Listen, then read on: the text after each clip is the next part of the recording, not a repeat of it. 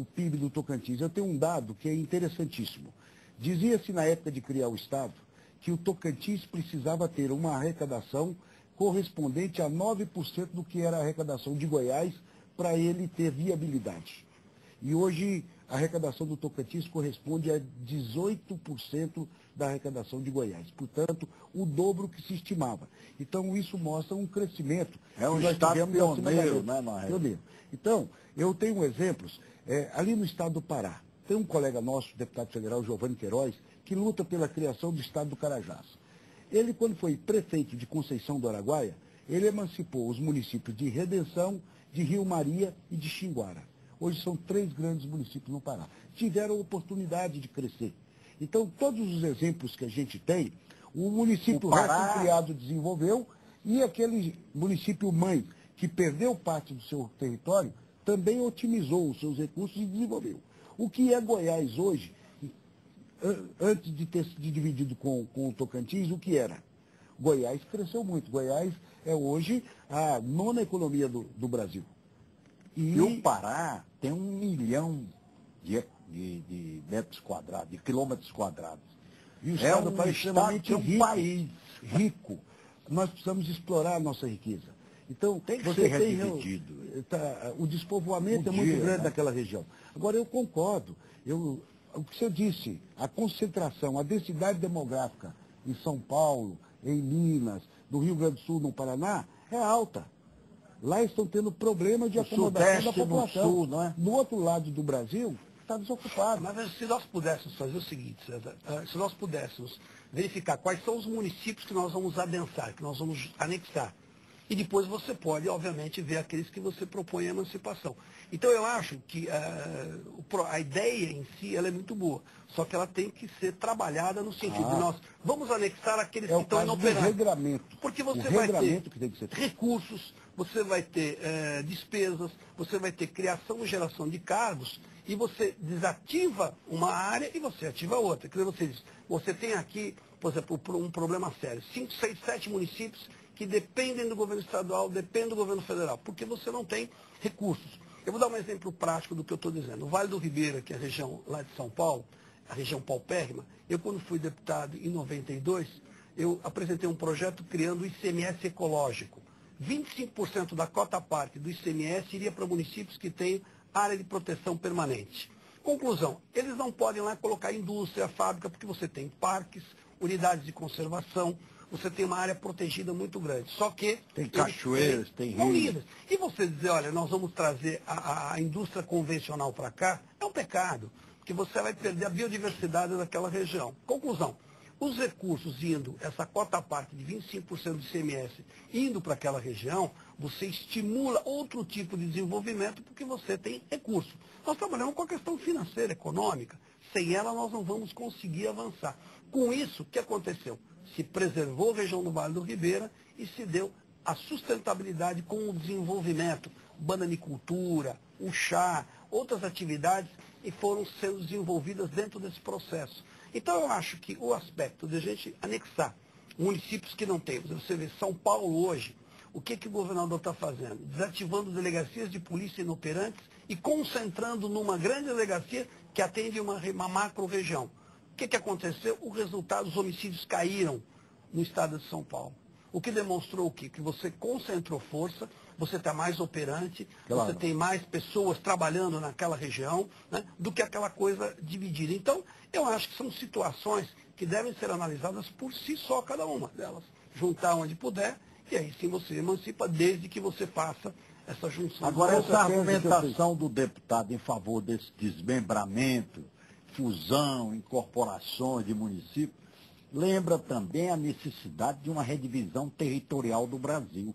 Correto. Um estado como o Pará tem 1 milhão de hectares, é mais de 20% do território nacional. Quer dizer, isso devia ser objeto de uma redivisão mais pensada nacionalmente. Mas o que eu defendo? E não uma redivisão só de alguém que pensou lá na região. Não, tem que pensar. Quando eu defendo devolver o poder legiferante às Assembleias Legislativas sobre esse tema, é porque aqui nessa casa se vota muito pouco. Essa que é a grande verdade. Se vota muito pouco. É muita medida provisória para pouco projeto de lei. Aí que eu vejo assim, projeto de deputado, que nós devíamos valorizar. Fala, vamos fortalecer o parlamento. Projeto de deputado fica 10 anos aqui para você votar. A medida provisória Quando restringiu ainda mais. Tá certo? Então é o seguinte, nós nunca vamos votar. A medida provisória restringiu muito o poder legislativo do Congresso. Correto. E outra coisa, aí, se for depender aqui da Câmara Federal, votar qualquer projeto de emancipação brasileira, não vai votar nunca nenhum. Então, devolver isso às assembleias, mas normatizando, tendo um regulamento claro que não dê liberdade estabelecendo regras, né? Fazer a festa. Estabelecendo regras nacionais. Porque você vai encontrar municípios, eu quero emancipar o município X, mas não tem 5 mil habitantes, parou, morreu ali. Primeiro critério está ali. Agora, quando você não coloca regulamento, vira essa farra. Agora, quantidade de município, isso é muito relativo. Você pega a França, tem 36 mil municípios. Você pega a Itália... Mas a organização deles da França é diferente. São províncias. Lá o vereador não recebe salário, não tem gabinete, não tem assessoria, você não tem juízes distribuídos da maneira como é no Brasil. Mas nós estamos falando uma cultura de 2.000 anos, de 3.000 anos. Quer dizer, o Brasil é um país de 500 anos e que você tem que ter essa característica. Você imaginou se nós tivéssemos 33 mil municípios nos padrões brasileiros? Não tinha dinheiro público que pudesse sustentar essa máquina administrativa. Mas esse também não pode ser o parâmetro para dizer, nós não vamos criar mais nenhum município no país. O que eu clamo é eu conheço a região norte e nós temos que levar a todos os brasileiros as mesmas condições. Então, reconheço que a região de São Paulo, a região litorânea brasileira e toda mais, desenvolveu primeiro que o Brasil começou por ali.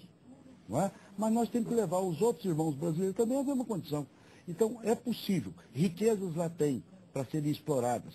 Precisa de gente capacitada, precisa de gente formada, precisa de governo mais próximo. Não é? Porque dessas regiões norte do Brasil, o dia que vai um presidente da República lá é uma festa. Isso é difícil ver um presidente da República. Não é? É difícil você ver um ministro. E isso sente essa falta. Então, quando a gente quer criar novos municípios, é porque nós vamos dar mais oportunidades de ter uma população maior. O Tocantins, quando dividiu, a nossa população era 700 e poucos mil habitantes. Hoje é 1.300.000. Cresceu, chegou gente. Não tem um ditado que diz que onde você faz uma estrada nova, chega uma povoação atrás? É a mesma coisa assim.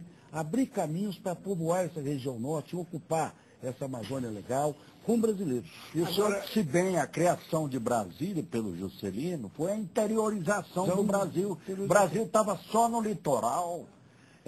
Havia até aquela história do caranguejo para ironizar o tipo de colonização. Eu tenho um colega que é meu vizinho de gabinete lá de São Paulo, Guilherme Campos. Eu não apoio isso de jeito nenhum, votei contra e tal e tal. Guilherme, vamos conversar. E a gente tem conversado, e a posição dele é essa, mas vai retirar dinheiro para poder pagar vereador, cargos que vão ser criados e tal e tal. Eu também tenho essa preocupação. Também tenho. Não pode ser desse tipo assim. Né, com essa farra toda. Mas deixa eu te colocar uma coisa. Eu acho que quando você fala do norte e do nordeste, eu acho que tem algumas saídas que ainda não foram levadas em consideração. Essa questão, por exemplo, das florestas que nós temos hoje distribuídas pelo Brasil, nós não conseguimos até hoje agregar valor a esses produtos que existem nas florestas. Porque nós temos uma biodiversidade. Eu me lembro que em 92, na Eco 92, os alemães tinham identificado que nós deveríamos ter cerca de 18 milhões de espécies que ainda não tinham sido catalogadas. É muito provável que nas florestas brasileiras a gente tenha solução para problemas medicamentosos, tipo cura do câncer, cura da AIDS, etc. Os institutos de pesquisa brasileiros poderiam estar localizados nessa região, a mão de obra local de suporte à pesquisa científica, né? E agregar valor, porque ainda hoje a gente vê a pesquisa científica como uma coisa meio filosófica, não como uma coisa financeira, econômica, que renda. Eu vou dar um dado do que eu assisti. Nós fomos na COP, lá em Copenhague, de evento de mudanças climáticas. E aí tinha uma empresa, vou fazer o comercial aqui porque é o nome de uma empresa, a Nokia, que fabrica celular. Aí o sujeito diz, olha, aqui é a fábrica da Nokia. Tinha um predinho de 5 andares, isso não é possível que a Nokia distribui aparelhos pelo mundo inteiro. Ele falou, não, eles sabem agregar valor ao produto. E aí eu entendi o que ele estava dizendo. Por quê? Porque eles fabricam no mundo inteiro e recebem royalties de volta.